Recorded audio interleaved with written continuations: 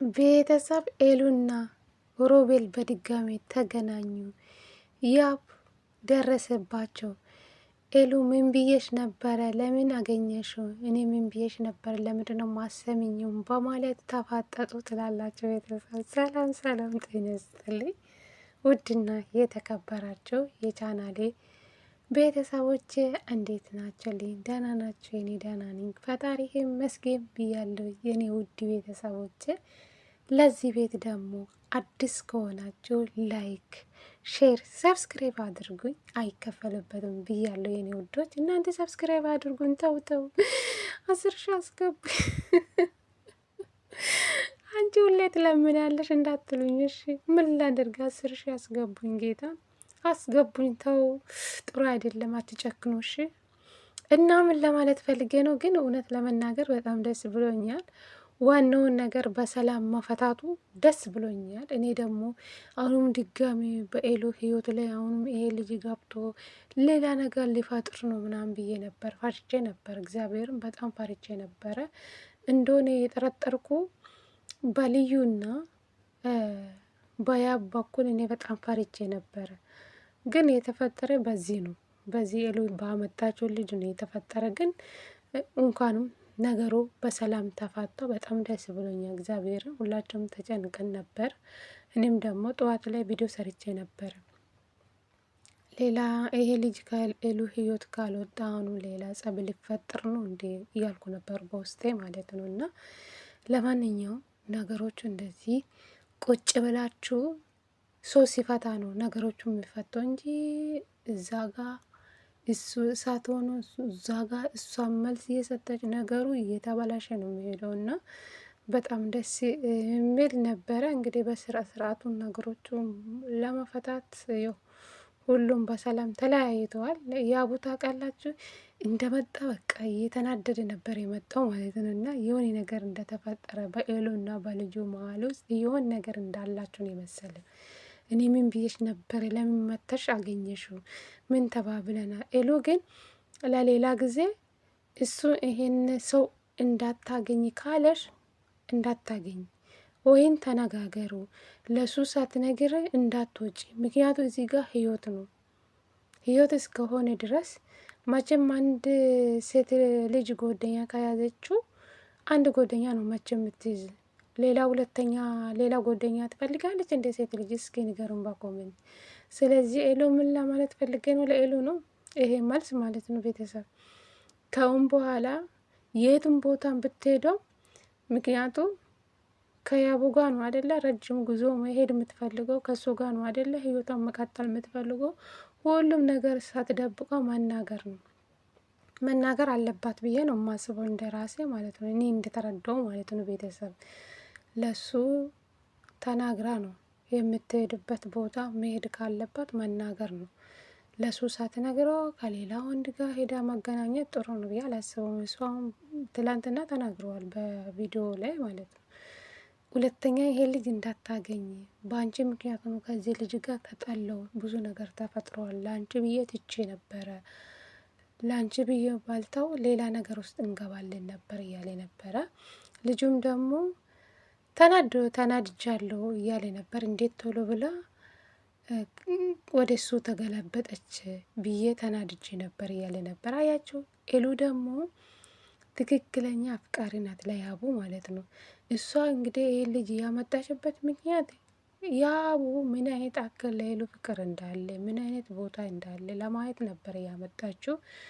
እንግዲህ እንዳመጣችው ነገሮቹ ተሳካላት።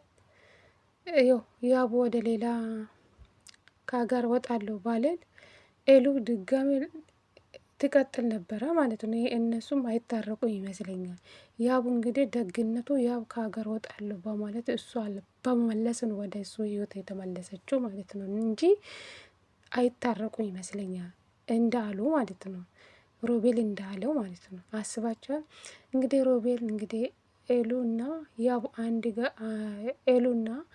ያብ አንድ ላይ ሲያገኝ እሱ ተናደደ። ለምን እንደዚህ አልሽኝ? ምን ተባብለን ነበረ? ሳታውረኝ እንዴት በአንዴ ተገልብጠሽ ወደ እሱ ሄድሽ? ግን አንዳንዴ ያስተምረናል ብዬ አስባለሁ። ገባቸው ኤሉ አሁን ሙሉ በሙሉ ግማሽ በግማሽን ያለች ነበር ማለት ሙሉ ሙሉ በሙሉ አይደለም ማለች፣ ግማሽ ግማሽ ነው ለያቡ እንጂ ሙሉውን በቃ ሙሉን ነገር ለሱ አልሰጠውም እያለች ነበረች። ይኸው ከዚህ በፊትም ይኸው ብዙ ሰዎች ወደ ኤሉ ህይወት መጥቶ ነው ሁሉም ሲሄዱ እንዴት እንደተጎዳቸው ታውቃለች። እና ድጋሜ እንዳልጎዳ ሙሉ በሙሉ አይደለም በያቡ ቦታ ትወዳለች እኮ ኤሉ በጣም ምርጥ አፍቃሪ ናት። ምክንያቱ ይሄ ነገር ባለፈው ሲፈጠር ነው ኤሉ ይሄ ልጅ ለማንኛውም ብላ ነው የያዘችው ይመስለኛል ቤተሰብ ማለት ነው። እና ያቡ እንኳን ቢሄድ ከአንቴ ጋር እቀጥላለሁ በማለቷ ነው እኔ በሷ በኤሉ ንግግር ነው የተረዳው ማለት ነው። እና ጥሩ ነው። ካሁን በኋላ ሶስተኛ ሰው አራተኛ ሰው አያስፈልጉም። በቃ እናንተ የፈለጋችሁ ነገር ይዛችሁ ብትመጡ እራሳችሁ መፈታት አለባቸው ማለት ነው። ወይም በካሜራ ጀርባ መጨረስ ነው እንጂ ሶስተኛ ሰው ከገባ ነገሩ ይበላሻል። እና ዋናውን ነገር እንግዲህ ሮቤልም ይቅርታ ተጠያየቁ። ይቅርታ መጠየቅ ደግሞ ትልቅነት ነው። እና ያቡ ያው በጊዜ ተናዶ ነበረ። ያው ኤሉም ለማስረዳት ሞክራለች፣ እሱም ሞክሯል። በዛ ሰዓት እንደዚህ ያደረኩበት ምክንያት እኔ ወድጄ አይደለም፣ በቃ ሁኔታው እንደዛ ነገር ያደረኩ ወደ ድብድብ የሄድኩበት እንጂ ወድጄ አይደለም እያለ ነበረ። እንግዲህ ይቅርታው ያቡም ይቅርታ ተቀብለዋል እና በሰላም ተለያዩ ማለት ነው። እና እንደዚህ ነው በቃ ነገሮቹን ቆም ብላችሁ እንደዚህ ስትነጋገሩ ማንኛውም ሰው ይፋ ማለት በንግግር ሁሉም ነገር ይፈታል አይደል እንደ ቤተሰብ። እና በጣም ደስ ብሎኛል። እንግዲህ መልካም የፍቅር ዘመን ይሁንላቸው ለኤሉና ለያቡ ማለት ነው። እና በቃ ሌላ ሰዎችን አደራ በህይወታችሁ አታስገቡ ማለት ነው። ኤሉ ለሰው ሞች ናት። እግዚአብሔርን ሰው ከቀረበችው ከልብ ነው በቃ ኤሉ ማለት ነው። እንደ ራሷ ሁሉም ሰው በቃ እንደ ራሷ ነው የሚመስላት። ሁሉም ሰው እንደ ራስሽ አታይ ኤሉ። ነገ ደግሞ ዞረሽ አንቺ ነሽ የምትጎጂ ማለት ነው። እና አሁንም አልወደድኩም።